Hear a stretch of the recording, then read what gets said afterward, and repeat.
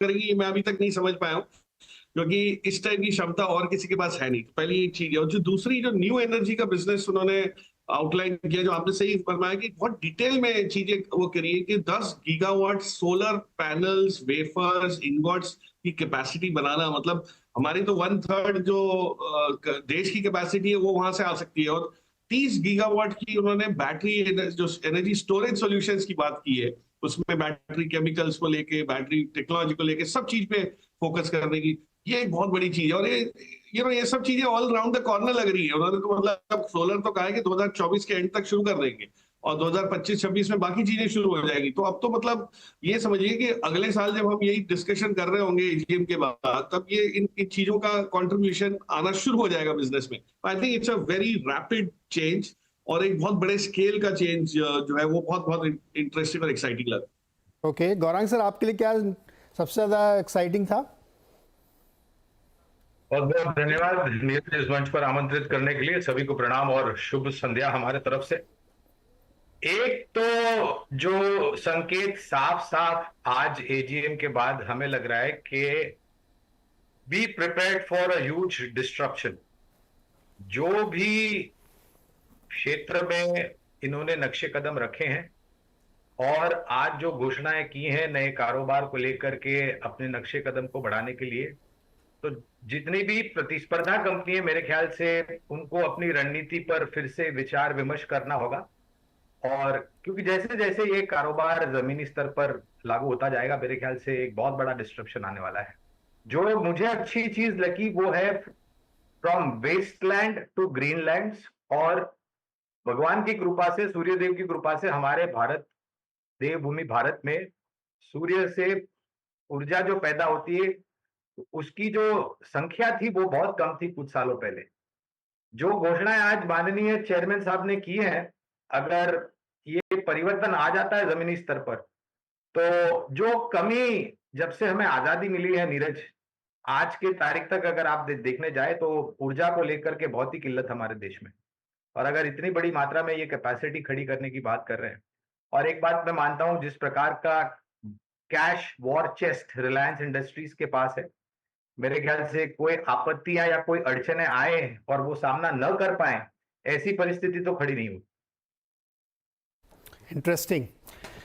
Amrish Baligha sir, बहुत सारे announcement हुए हैं, राइट। क्या पसंद आया आपको सबसे ज्यादा?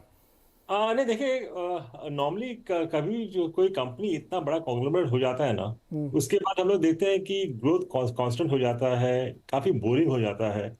पर रिलायंस का ग्रोथ देखते हैं तो लगता है कि जैसे स्टार्टअप का जोश हो उसमें। उन्होंने काफी अच्छा एक अनाउंसमेंट किया, नो डाउट, बोनस का from a market perspective, but from a analyst perspective उन्होंने काफी अच्छा विजिबिलिटी दिया है over the next 6 to 8 years, if not more. और अक्रॉस जो ग्रोथ का बात कर रहे हैं, whether is retail, I mean where we are talking of, I mean like doubling revenue और EBITDA in the next 3 or 4 years। और if you are talking of the new energy, इतने सारे उन्होंने अनाउंसमेंट्स किए हैं। और उसमें सबसे अच्छा मुझे एक लगा कि we are talking of 10 GW of bifacial solar panels, और ये काफी एडवांस सोलर पैनल्स हैं, and I think this will make us recently self sufficient, क्योंकि बाईफेशियल माने दोनों तरफ से, I mean they are generating power. Normally जो हम लोग अभी देखते हैं solar panels, it is one sided, but bifacial is from both sides, तो काफी ये एनर्जी एफिशिएंट रहेगा। So across, I mean whatever, I mean like he is announced, clearly I think analyst के लिए काफी डेटा दिया है उन्होंने to analyse and get doubly positive on a stock like Reliance. Okay, तो अच्छा, उन्होंने बिजनेस की बातें भी आगे कही हैं कि मार्केट पर्सपेक्टिव से जो उन्होंने समराइज़ किया पूरी अपनी स्पीच को, कि क्या उन्होंने जब 2018 में कहा था कि हम डबल करेंगे तो वो हो गया, फिर उन्होंने 22 में जो बोला वो सारी चीज़ें आएंगी। लेकिन हम एक एक सेगमेंट को लेते हैं। लेकिन मुझे तो उम्मीद थी कि शायद कुछ लिस्टिंग के बारे में बात करें, लेकिन उसके बाद तो बिल्कुल कुछ बोले ही नहीं, एकदम शांत रहे पूरी स्पीच के दौरान। मतलब आप लोगों को थोड़ा थोड़ा तो उम्मीद रही, लेकिन उसमें उन्होंने कोई नहीं दिया। वो हो सकता है कि सरप्राइज आइटम कभी भी अचानक से आ जाए, जैसे जियो फाइनेंस की आई थी कि अचानक से आ गई, तो वो खैर आएगी तो हम लोग देखेंगे।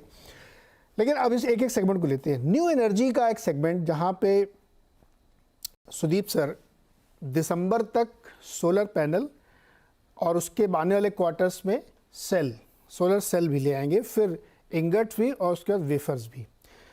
एक खाली इस देश में कितनी डिमांड, दिलचस्पी इस सेगमेंट को लेकर के, इसका अंदाज़ा आप लोग इस बात से लगाइए कि एक कंपनी का भी आईपीओ आया था 3000 करोड़ का, उसको 1 लाख करोड़ के सब्सक्रिप्शन मिले हैं।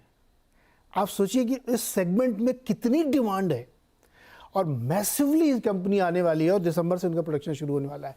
तो सुदीप सर आप इसका जिक्र भी कर रहे थे कि सोलर वाला, न्यू एनर्जी वाला, इस पर आप बताइए क्या आपने पिक किया। देखिए, ये सेगमेंट को लेके बहुत एक्साइटमेंट था और बहुत एक्सपेक्टेशन भी था कि जरूर कुछ अनाउंसमेंट आएगा, क्योंकि यही एक सेगमेंट है जहां पे कोई कॉन्क्रीट टाइमलाइंस या स्पेसिफिक प्लान अब तक शायद सामने नहीं आया था। तो अब इन्होंने टाइमलाइन के साथ, और आपने भी जैसे जिक्र किया कि बहुत ही डिटेल वे तरीके में इसको सबके सामने लाया है एजीएम में। पहली बात तो मैं कहूंगा कि एक इंटरेस्टिंग चीज है सोलर मॉड्यूल्स, जो कि आप कह रहे हैं कि by end of this year solar modules का जो पूरा प्रोजेक्ट है ये लग जाएगा। बैटरी फैसिलिटीज, ये कह रहे हैं कि बाय नेक्स्ट ईयर पूरा बैटरी फैसिलिटी जो कर रहे हैं वो रेडी हो जाएगा।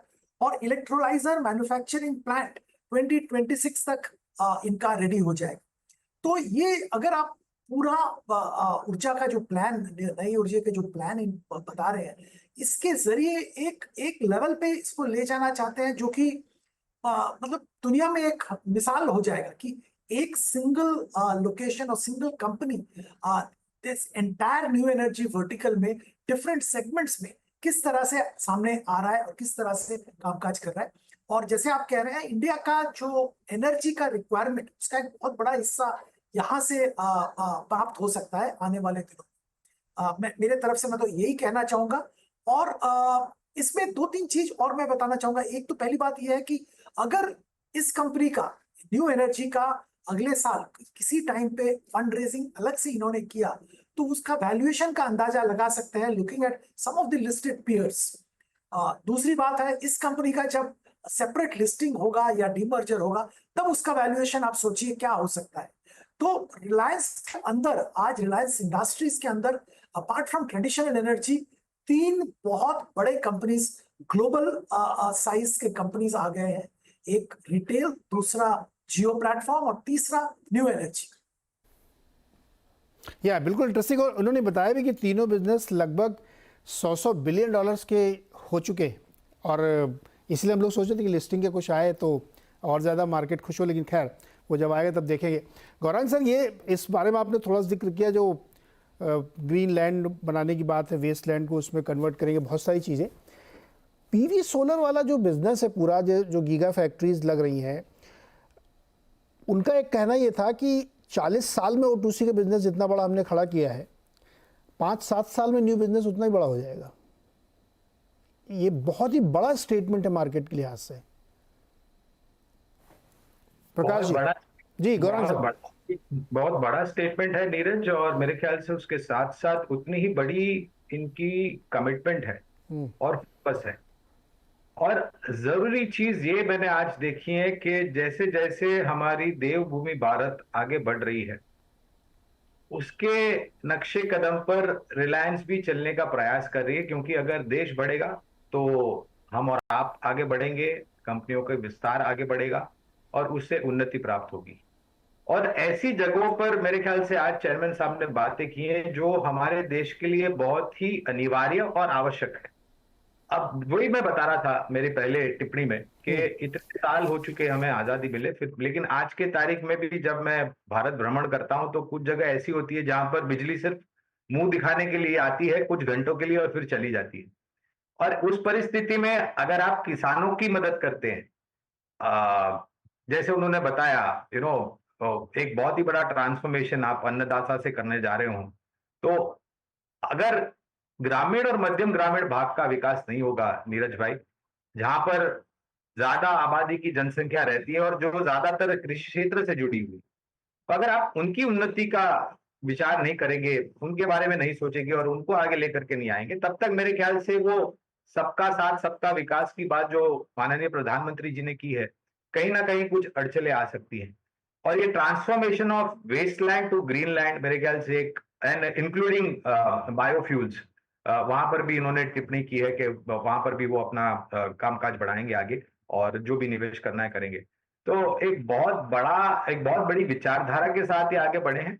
और जैसे उन्होंने बताया कि देश प्रगति करेगा तो सब कोई प्रगति करेगा। तो और मैं उम्मीद करता हूं कि जिस प्रकार से रिटेल का योगदान हुआ है, जिस प्रकार से जियो का योगदान हुआ है, जिस प्रकार से बाकी अन्य कारोबार जैसे कि ऑयल टू केमिकल्स की ये बात कर रहे थे, उसमें जो प्रगति हुई है, मुझे पूरे